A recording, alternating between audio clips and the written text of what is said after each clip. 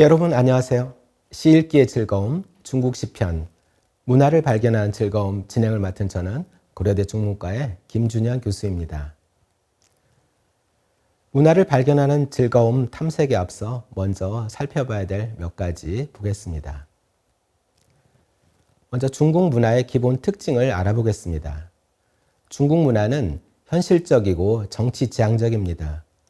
실용적이고 현실에 기반한 윤리적 관계를 중시하고 정치적 안정과 사회적 질서를 유지하기 위한 체계가 중심이 됩니다. 다음으로 농경 기반의 생활 방식입니다. 농경 중심의 사회 구조에서 형성된 가족 중심적이고 안정지향적 특징을 가지고 있습니다. 그리고 중용과 조화의 철학에 기반을 둡니다. 극단을 피하고 균형과 조화를 추구하는 중용의 철학에 바탕을 두고 있습니다. 이러한 중국 문화의 주요 기능입니다. 첫 번째는 안정과 질서 유지 기능입니다. 정치적, 사회적 안정과 질서를 유지하는 데 중요한 역할을 합니다. 유교 사상과 전통적 가족 구조는 사회적 조화를 도모하고 갈등을 최소화합니다. 재창조와 발전의 기능이 있는데요. 과거의 전통을 계승하면서 시대적 필요에 따라 스스로를 재창조하고 발전시킵니다. 예를 들면 도교와 불교의 중국화라든지 유학의 재해석이 그러합니다. 세 번째로는 사회적 방향성을 제시하는 기능이 있습니다. 윤리적 지침과 도덕적 기준을 통해 개인과 사회의 행동 방향을 제시합니다. 이러한 중국 문화의 한 지류라 할 중국 문학의 미적 원리에 대해서 알아보겠습니다. 중국 문학은 자연과 인간의 조화를 중시합니다. 그래서 인간과 자연이 조화롭게 어우러지는 관계를 묘사하는데요. 자연 속에서 인간의 감정을 투영하고 이를 통해 심리적 경지를 표현합니다. 다음으로 중용과 균형의 미학을 추구합니다. 극단적 표현보다 절제와 조화를 중시하죠. 균형 잡힌 표현을 통해서 독자에게 심리적 안정을 제공합니다. 다음으로는 우아함과 세련미를 추구한다는 것입니다. 거칠거나 과격한 표현보다 우아하고 정제된 언어와 형식을 추구합니다. 중국시의 표현 기법도 이러한 미학 원리를 따르고 있는데요. 그래서 자연과 감정의 조화로운 표현으로 자연 경관을 배경으로 인간의 감정을 조화롭게 묘사합니다. 또 정형화된 형식과 리듬을 강조하는데요. 특정한 형식적 규율과 엄격한 운율로 시의 음악성과 미적 완성도를 제고합니다. 마지막으로 비유와 상징을 들 수 있습니다. 함축적이고 심오한 의미를 표현하는데요. 이것은 시에 담긴 깊은 철학적, 정서적 메시지를 이해하는 유도 역할을 합니다. 이제 그러면 본격적으로 중국 사랑시에서 중국의 문화를 탐색해 보겠습니다. 먼저 살펴볼 것은 중국의 결혼 문화입니다.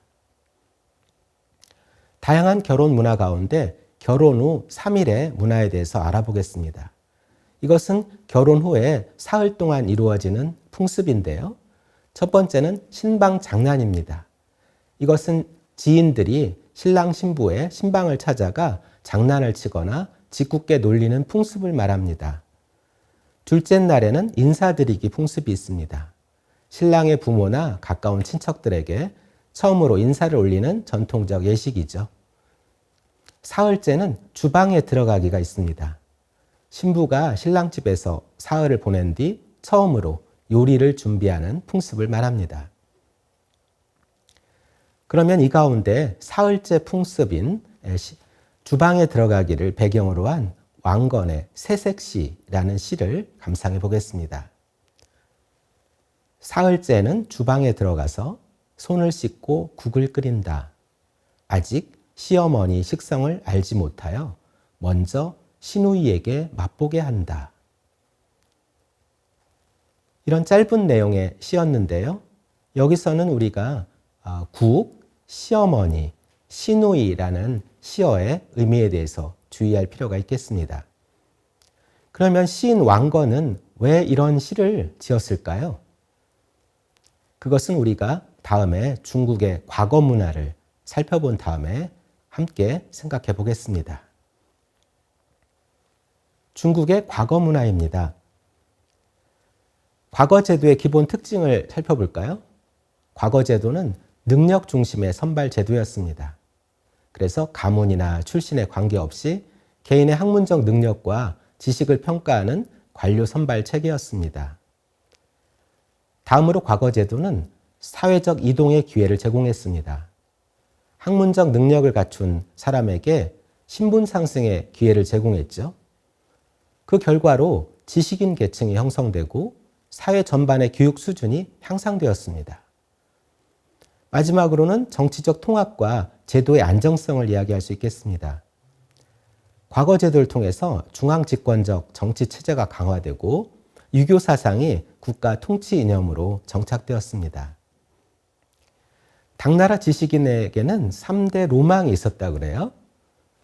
과거급제, 오성녀와 결혼, 사관수찬직 수행이 그런 것인데요. 하나씩 살펴볼까요? 먼저 과거급제입니다. 당시 과거의 한 종류인 진사과의 경우는 평균 경쟁률이 100대 1에 달할 만큼 치열했습니다. 또 과거 제도에는 통방과 행권의 풍습이 있었는데요. 통방은 응시자의 이름을 공개하는 것으로 과거 제도가 그래서 추천제의 성격도 갖게 되었고요. 행권은 응시자가 미리 습작품을 공개하여 평가를 받는 제도였어요. 지금 시험과 비교해보면 다소 좀 이상한 면도 있죠. 우리나라 신라의 최치원 선생도 과거 제도의 하나인 빈공과에 응시해서 급제하고 중국에서 관리 생활도 했습니다. 다음으로 오성녀와 결혼이 있는데요. 오성녀는 당나라 때 중국의 명문 가문 5개 가문을 가리키는 것이에요. 이씨, 최씨, 노씨, 정씨, 왕씨인데요. 이런 가문의 여식과 결혼하는 로망이 있었다고 하네요. 마지막으로는 사관수찬직을 수행함으로써 국사 편찬에 같이 참여하는 것이 당나라 지식인의 로망이었다고 합니다. 자, 그러면 이러한 중국의 과거 문화가 담긴 주경려라는 시인의 장적에게 드림이라는 시를 살펴보겠습니다. 침실엔 어젯밤 붉은 촛불을 켜두었고 날이 밝아 방 앞에서 시부모님께 절 올립니다. 화장을 마치고 낮은 소리로 서방님께 물었지요.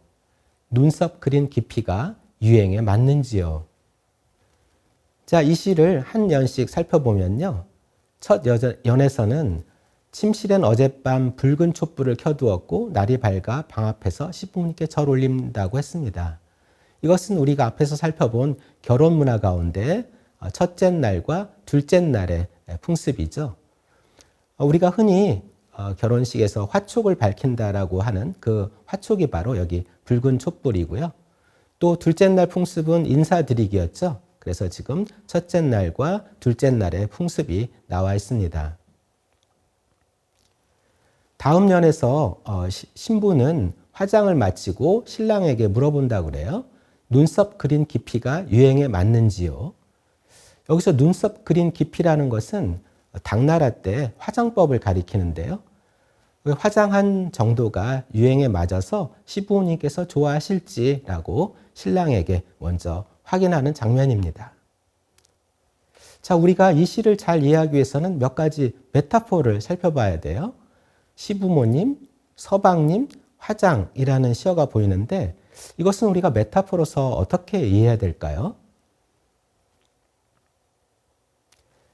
여기서 시부모님은 과거 시험의 담당 관리, 서방님은 행권의 대상, 그리고 화장은 행권으로 쓴 작품을 의미해요. 그래서 이 시를 중국의 과거 문화와 연결지어 보면 먼저 응시자가 행권으로 쓴 작품을 행권의 대상에게 한번 확인받는 그런 절차를 이야기하죠. 그것이 이 시에서 화장과 서방님으로 나타나고 있습니다. 이처럼 중국의 사랑시에는 결혼 문화와 과거 문화가 어우러져 내용을 표현하는 시들이 있습니다. 앞에서 우리 왕건의 새색시라는 시를 살펴봤잖아요. 여기에서 우리가 국, 시어머니, 시누이라는 시어가 어떤 의미를 가지는지 한번 생각해 보자고 했는데요. 지금 방금 주경려의 시 장적에게 드림 메타포를 이해하는 방식을 활용하면 이 국, 시어머니, 시누이가 중국의 결혼 문화와 과거 문화와 연결지어서 어떻게 이해할 수 있을지 여러분 스스로 해답을 찾으실 수 있을 것 같습니다. 다음은 중국의 가기 문화를 알아보겠습니다. 가기란 노래를 잘 부르는 기생을 뜻하는 말인데요. 권흥상 선생님이 쓰신 멀티 엔터테이너로서의 중국 고대 기녀라는 책을 보면요. 당대 기녀는 멀티 엔터테이너라고 했고요. 송대 기녀에 대해서는 선비 기녀와 가수의 이중주라는 제목을 붙이고 있습니다. 조금 더 내용을 살펴볼까요? 사랑시와 가기의 관계에 대해서 말씀하고 있는데 송대 문인들은 기녀와 교유하면서 사를 창작했습니다. 사는 이제 노래의 가사죠. 이처럼 기녀는 사대부 문인에게 사의 창작 동기를 제공하여 사가 송대를 대표하는 장르로 발전하는 데 일조했습니다. 송대를 대표하는 문인이죠. 소식의 사 가운데 가기와 관련된 사가 180여 수에 달한다는 통계도 있는데요. 이는 소식이 전체 사 작품의 절반을 점하는 그런 수치입니다. 그러니까 다시 말하면 송대 문인들은 기녀가 부를 노래의 가사를 창작하는 그런 작사가로서의 역할을 했다는 뜻이죠. 자, 사는 노래의 가사라고 했는데요. 우리가 잘 아는 작사가죠. 김이나 씨가 김이나의 작사법이라는 책을 쓴 적이 있어요. 이 책의 목차를 보면 제3부가 세상에 합당한 이별은 없다. 어떻게 사랑을 노래할까라고 되어 있거든요. 그만큼 대중가요의 가사에서는 사랑이 중요한 문제일 것 같아요. 그래서 한성우 교수님이 한국 대중가요의 가사 가운데 일반 명사의 빈도를 조사한 결과를 보면 사랑이 단연 1위를 차지하고 있죠. 그러면 송대 문인의 사랑시 가운데 진관이라는 사람이 쓴 오작교의 신선이라는 시를 살펴볼게요. 옅은 구름이 제주를 부릴 때 유성이 이별의 하늘 전하려 저 먼 은하수를 어둠 속에 건넌다. 가을바람 불고 옥이슬 떨어질 때 한 번 만나는 것이 오히려 인간 세상의 무수한 만남보다 낫더라. 부드러운 정은 물과 같고 아름다운 기약 꿈만 같은데 오작교 돌아가는 길을 어찌 차마 돌아보리. 두 사람의 마음이 만약 오래오래 간다면 또 어찌 아침 저녁에 운우 지정에만 연연하랴. 자, 이 사랑시는 견우와 직녀의 전설을 배경으로 하고 있어요. 견우와 직녀는 중국의 칠성 문화에 등장하는 전설의 인물들이죠. 이 두 사람은 은하수를 사이에 두고 떨어져 있다가 매년 칠석에 까마귀와 까치가 만든 오작교를 통해 만나게 된다는 전설을 가지고 있습니다. 그래서 이 사랑시는 견우와 직녀처럼 1년에 겨우 한 번 만나더라도 두 사람 간에 사랑하는 마음이 중요하다, 이런 이야기를 전하고 있습니다. 칠성문화는 이후에 여성들의 기회를 기원하는 문화로도 발전했는데요. 여성들이 바느질이나 자수 같은 손재주를 향상시키기 위해서 하늘의 직녀성에게 기도를 드리는 풍습으로 발전했고요. 현재는 중국의 발렌타인데이 역할을 하고 있어요. 그래서 중국에서 연인들이 이 칠성날에 함께 시간을 보내면서 사랑을 기념하는 날이 되고 있습니다. 이 사랑시에서는 운우지정이란 말이 보이잖아요. 운우지정보다 한 번의 만남이 낫다고 그랬는데요. 운우지정은 구름과 비의 감정이라는 뜻이에요. 옛날 초나라 회왕 때 무산의 신녀가 초나라 회왕에게 찾아와서 아침에는 구름, 저녁에는 비가 되어서 회왕을 모시겠다 이렇게 말했다고 그래요. 그 뒤로부터 운우지정이라는 말이 쓰이게 되었는데요. 지금은 주로 육체적 사랑을 뜻하는 그런 말로 쓰이고 있습니다. 다음으로 중국의 해음 문화에 대해서 알아보겠습니다. 중국어는 고리보에 속하죠. 그러다 보니까 언어 유형학적으로 동음이어가 풍부해요. 그래서 이를 활용한 언어 표현도 많죠. 그래서 일상과 민속 문화에서도 해음이 잘 활용하는 되는데요. 예를 들면은 춘제, 우리의 설 명절이죠. 음식에 물고기가 자주 보여요. 우리는 설 음식에 물고기가 그렇게 많지는 않은데요. 이 물고기를 뜻하는 중국어 발음이 유이거든요. 그런데 이 유이가 니엔니엔 요유라는 중국어의 풍족함을 뜻하는 유이하고 발음이 같아요. 그래서 이 풍족함을 뜻하는 거죠, 물고기가. 네, 이렇게 이제 해음 문화가 일상에서도 많이 쓰이고 있고요. 당연히 문학에서도 응용되고 있습니다. 의미 비슷한 단어를 통해 은유적 표현과 이중적 의미를 강조하는 데 해음이 쓰이고 있죠. 이러한 해음 문화는 중국의 문화 심리와 민족적 특성을 보여준다고 할 수 있겠는데요. 중국인의 그 길상을 추구하는 심리, 그리고 함축적 표현, 그리고 풍부한 상상력을 반영하는 그런 문화라고 하겠습니다. 그러면 중국의 해음 문화를 발견할 수 있는 중국의 사랑시 두 수를 감상해 보겠습니다. 먼저 살펴볼 작품은 유우석이라는 시인의 그대의 노랫소리라는 작품이에요. 먼저 내용을 보겠습니다. 버들은 파릇파릇하고 강물은 잔잔한데 그대 강가에서 노래 부르는 소리 들립니다. 동쪽에선 해가 나오는데 서쪽은 비가 오고 날이 개지 않는가 했더니 날이 갭니다.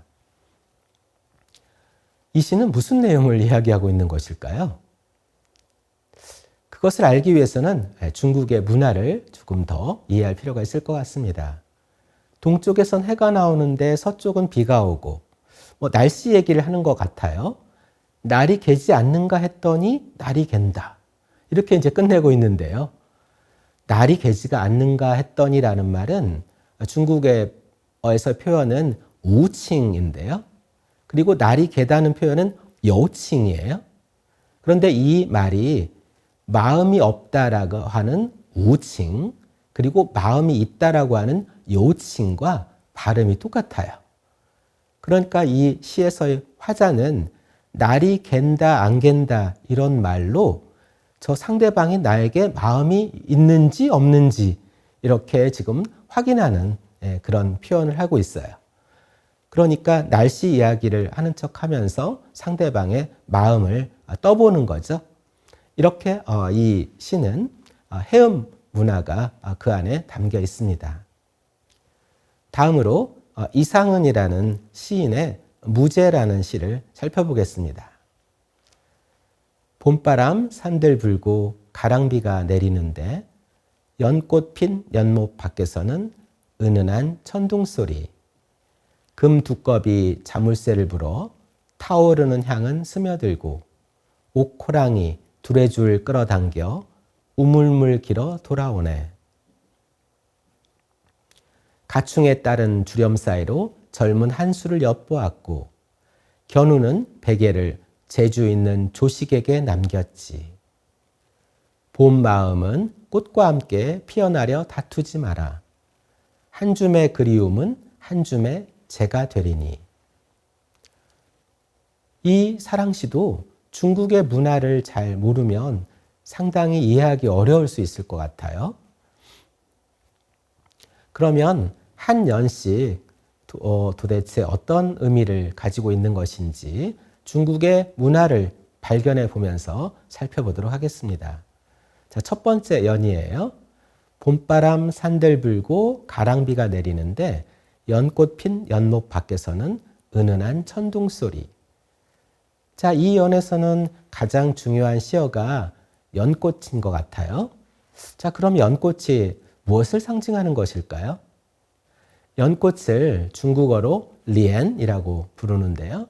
이 리엔이라는 발음은 사랑을 뜻하는 리엔과 똑같아요. 그러니까 중국 시인들은 이런 해음 관계를 이용해서 연꽃을 통해서 사랑이라는 의미를 전달하는 것이고요. 다음 연에서는 금두꺼비가 자물쇠를 불어 타오른 향이 스며들고 옥호랑이가 두레줄을 끌어당겨 우물물 길어 돌아온다고 그랬어요. 여기서는 다시 향과 우물의 두레줄이 등장하는데요. 자, 이것은 또 무슨 뜻일까요? 향과 두레줄이 왜 갑자기 등장하는 것일까요? 역시 이 연에도 중국의 해음 문화가 숨겨져 있습니다. 향을 뜻하는 중국어 샹, 줄을 뜻하는 스는 우리가 상사병이라고 여러분 아시죠? 상사는 생각하고 그리워한다는 뜻으로 사랑을 뜻하는데요. 이때 상과 사가 중국어로 샹스라고 읽거든요. 그러면 향과 줄의 발음과 상사의 발음이 똑같은 거예요. 그러니까 이 시인도 지금 향과 줄의 발음을 이용해서 역시 사랑을 상징하고 있습니다. 다음 두 연은 중국의 전고 문화를 이해할 필요가 있는데요. 먼저 내용을 다시 한번 볼게요. 가충에 따른 주렴 사이로 젊은 한수를 엿보았고 견우는 베개를 재주 있는 조식에게 남겼지. 본 마음은 꽃과 함께 피어나려 다투지 마라. 한 줌의 그리움은 한 줌의 재가 되리니. 중국의 전고 문화는요. 과거의 역사적 사건, 전설, 문학작품 또는 고전적인 이야기를 함축적이고 간결한 방식으로 식구에 인용해서 시의 의미를 풍부하게 하고 독자에게 더 깊은 감동과 이해를 주는 표현 방식이에요. 자, 여기에는 두 커플의 남녀가 등장해요. 한쪽은 가충의 딸 가오와 한수 커플이고요. 다른 한쪽은 견우와 조식 커플이에요. 먼저 가오와 한수가 어떤 관계인지 알아볼까요? 가오는 한수를 보고 첫눈에 반해서 그에게 사랑의 증표로 아버지가 선물로 받은 향을 한수에게 줬어요. 그래서 그의 아버지가 그 향 냄새 때문에 딸이 한수와 어떤 관계가 있구나라는 걸 눈치채고 나중에 우여곡절 끝에 두 사람이 결혼에 이르게 됐다는 그런 이야기가 있고요. 견우와 조식의 관계를 보면 견우는 여러분 잘 아시는 삼국지의 조조 있죠. 조조가 아들 조비를 위해서 며느리감으로 데려온 여인인데요. 사실 이 견우는 그의 동생인 조식에게 더 마음이 있었다고 그래요. 그러나 두 사람의 관계는 이어지지 못했고 견우가 죽을 때가 되어서야 자기 베개를 조식에게 남겨달라는 유언을 남겼다고 하는데요. 그래서 이 두 전고를 대조를 해보면 가충의 딸 가오와 한수는 해피엔딩을 이루었고 견우와 조식은 새드엔딩으로 끝났다고 이렇게 말할 수 있겠습니다. 그래서 시인은 이런 전고를 종합해서 자기 메시지를 전달하고 있는데요. 본 마음, 즉 사랑의 마음이 연꽃과 함께 피어나지 말아라. 왜냐하면 이 사랑의 마음은 한 줌의 그리움, 향이 그렇듯이 한 줌의 그리움이 한 줌의 재가 되듯이 또 사랑의 마음도 식을 수 있기 때문에 이렇게 말하고 있습니다. 이상에서 우리가 중국 문화를 발견하는 즐거움을 살펴봤는데요. 요약을 해보면 우리가 사랑시에서 중국의 결혼 문화, 과거 문화, 가기 문화와 칠성 문화, 해음 문화와 전고 문화를 각각 살펴볼 수 있었습니다. 이러한 내용을 통해서 여러분들이 시 읽기에 즐거움을 발견하는 데 일조하기를 바랍니다. 이상 내용을 마치겠습니다. 감사합니다.